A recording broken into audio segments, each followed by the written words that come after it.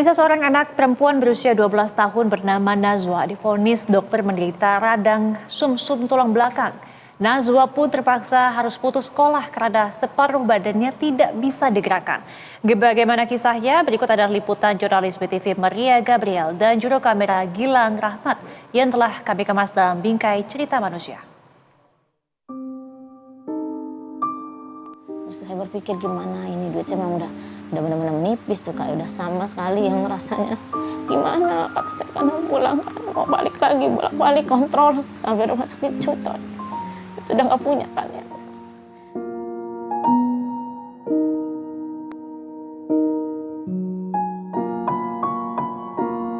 Jadi memang anaknya benar-benar mentalnya yang memang kadang-kadang dia suka kenapa harus aku gitu Kak.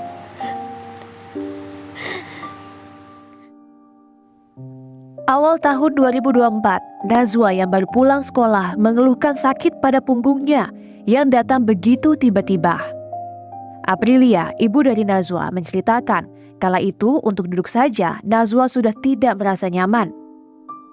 Keesokan harinya ketika waktu masih menunjukkan pukul 2:30 pagi, kediaman Aprilia dan keluarga dikejutkan oleh teriakan dari Nazwa. Bukan hanya di punggung, remaja 12 tahun ini mengeluhkan rasa sakit pada bagian dada. Rasanya seperti ditusuk jarum.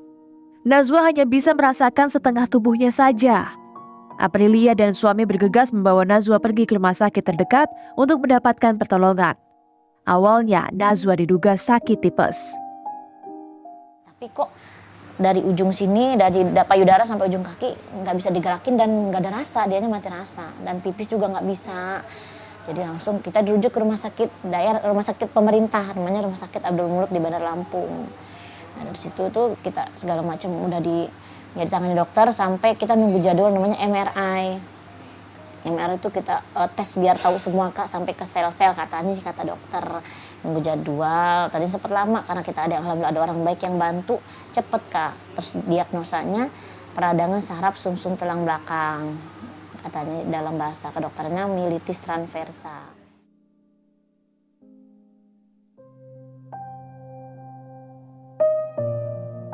Nazwa yang tadinya aktif berkegiatan dan akan masuk SMP, kini hanya terbaring lemah. Untuk buang air kecil saja, ia dibantu menggunakan kateter. Lama berbaring di atas kasur dan tidak bisa banyak bergerak, membuat kondisi kulit seperti ada bekas luka. Kondisi yang dialami ini membuat Nazwa merasa terpukul. Ia harus merelakan awal masa remaja ini untuk pengobatan. Anak bungsu Aprilia ini pun mempertanyakan mengapa hal ini bisa menimpa dirinya. Kenapa sih harus saya Bun? Dengan saya yang ibunda kalau masak steril kata dia. Aku makan 3 kali sehari rajin. Kata dia nggak pernah jajan sembarangan. Kenapa harus saya? Kenapa harus aku? Suka keluh gitu, drop. Suka mentalnya gimana ya, aku lincah buat ekskul, aku nari. Dia bilang kan dia kan kalau di Bandar Lampung itu ada tarian tradisional Kak, namanya tari Siga Pengunten ya, tari sembah, dia ratu Kak, di tengah itu dia ratu. Terus banyak ekskul dia nih Kak, jadi memang anaknya benar-benar mentalnya yang memang kadang-kadang dia suka kenapa harus aku gitu Kak.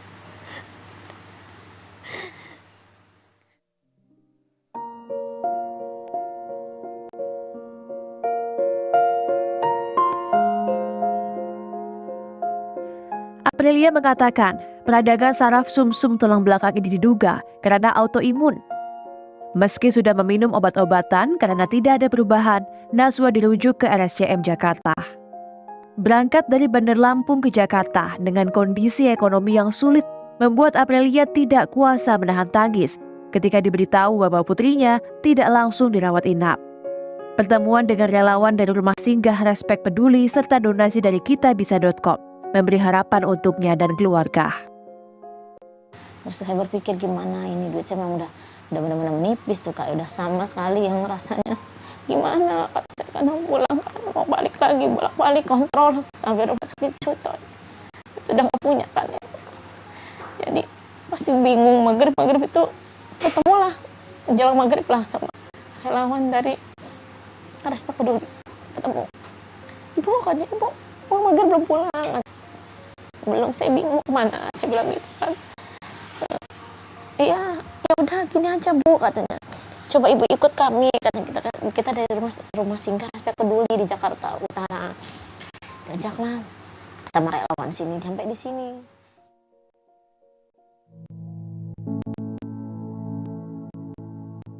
Selain kontrak ke rumah sakit dan meminum obat, Nazwa juga mendapatkan tugas dari dokter.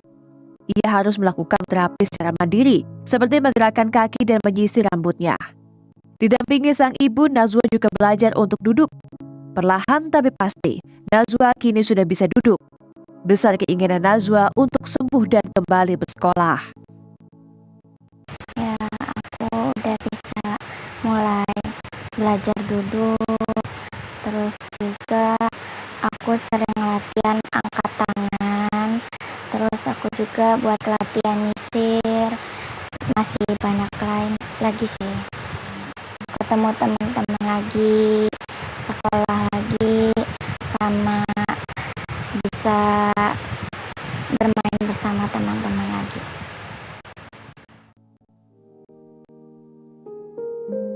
Pihak keluarga menyadari bahwa proses penyembuhan untuk penyakit yang berhubungan dengan saraf membutuhkan waktu yang tidak sebentar. Besar harapan, sedikit demi sedikit, perubahan ke arah kesembuhan terus terjadi. Dari Jakarta, Maria Gabriel, Gilang Rahmat melaporkan.